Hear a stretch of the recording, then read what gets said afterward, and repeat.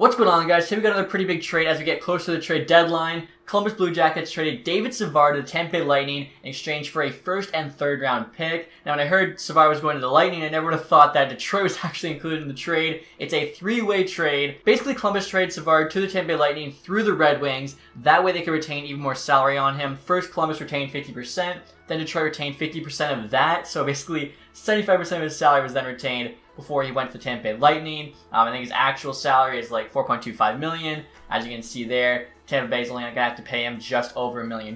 As when I heard they were getting Savard, I was like, who's going back the other way? Because they don't have much cap space, but now it makes sense. The Red Wings actually got a 4th round pick for that, so basically a 4th round pick for free because we have a lot of cap space. He's only got 1 year left on his deal, so I think a nice move by Yzerman. Yzerman also got us another 4th round pick yesterday for Patrick Nemeth, which I thought was a solid trade. I know also Brandon Montour went to the Buffalo Sabres today, so decent trade, nothing too crazy. The Avalanche got Devin Dubnyk, which I thought was kind of surprising. Hasn't really been playing that great in San Jose. But who knows, maybe Sakic believes in him. So we're going to try the Savard trade now in-game. Now, as most of you know, you can't do 3-way trades in this game, so we're just going to kind of ignore the Red Wings part. I'm sure in-game they would accept a 4th round pick to take on $1 million of salary. Like, that's actually a pretty high price just to take on $1 million bucks. Like, we got a 2nd round pick to take on Mark Stahl, which was $5.5 million. For a 4th rounder for $1 million seems pretty good. Now, what I basically did was went and changed Savard's contract. I already took off the 50%.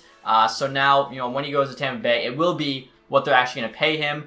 But obviously, I had to remove Detroit from the equation. You can see in-game, value's not that high. Less than Gabe Carlson, which makes no sense. Carlson was a pretty good prospect at one point, but looking like he'll probably just be a bottom-pairing defenseman, whereas Savard is a pretty solid, top 4 D-man. 29 years old, so he's not too high up there in age. 82 overall. He's a solid top 4 guy in my opinion. Definitely more defensive than offensive. The guy was a 2-way guy in game. Was actually a 4th round pick back in the 2009 draft. If I show you guys his stats here, you can see, again, not very offensive. He's a solid defensive defenseman. I think he probably should maybe be defensive defenseman in game opposed to a 2-way. Now Tampa Bay does want him to make sure this can go through. You can see we're going to have to retain 50%. I already did try it. $4 million retained 50%. It wasn't going to work, so in case anyone's wondering, I had to do this. So in return, I think Columbus makes up pretty well here. Tampa Bay's 1st round pick 2021. They had 2 1st rounders 2020, traded both the way for Blake Coleman and Barclay Goodrow. I still felt like both those trades seemed pretty steep price. And then a 2022 3rd round pick. Honestly, I feel like a 1st rounder for Savard would have been a good return. The fact they're getting a 1st and a 3rd rounder, I think they're doing very well here. Tampa Bay, of course, defending Stanley Cup champs, stocking up.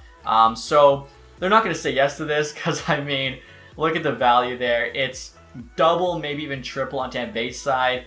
Savard should probably be closer to 84 in-game, which I think would make it a bit closer. But still, I feel like the 1st rounder, because it has a lot of value in this game, they would say no. So yeah, trade rejected. Honestly, like I said, I think a 1st rounder would have more than enough for him. But even then, you can see Columbus is still winning the trade in EA's eyes. I was curious what would be fair value in-game, guys. It looks like a 2nd round pick. 2nd round actually might be a little shy, so maybe a 2nd and a 4th in-game is what the value is. Never mind. Maybe it is just a 2nd round pick, and there you go. So yeah.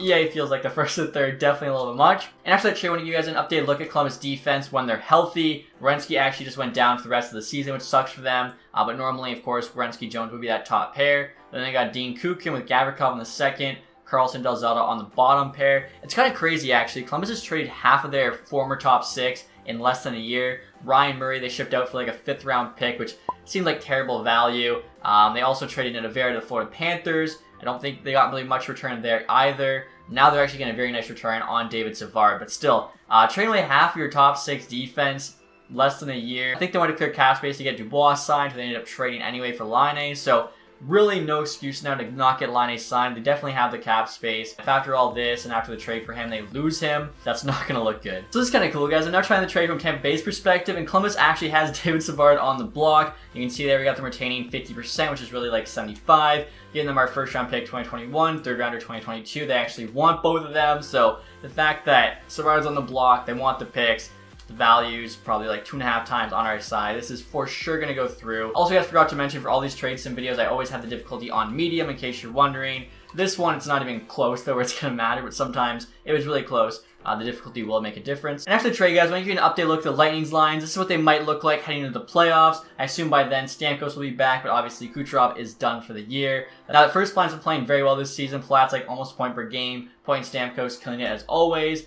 Johnson, Cirelli, Killorn is not bad second. Goodrow, Coleman, Gord, Joseph Smith, Maroon. Like, that's still a solid forward group even without Kucherov. Now on defense, again, Ruda did just get injured, but still looks really good. Hedman, arguably best defenseman in the game. Playing on that top pair with Chernak, who's another guy criminally underrated in this game. He should at least be a low 80. I have Savard with McDonough on the second, and then Sergachev on the bottom pair with Cal Foote.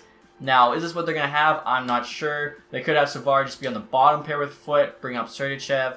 I don't know. They might want to balance this out more, but definitely they have a lot of options now with Savard in that D-core. Of course, too, they got probably the Vezina winner from this year, Andrei Vasilevskiy. I'm really not sure who the Vezina is going to go to, but I feel like Vasilevsky's probably the front runner. I'll show you guys what Savard looks like as a member of the Tampa Bay Lightning. I believe he's played his entire career for the Columbus Blue Jackets, so definitely going to be a change of scenery for him. I think, too, because he's traded within the division, he's not going to have to quarantine very long or anything like that. They can probably get him, within a week or so, where most other guys might have to wait longer.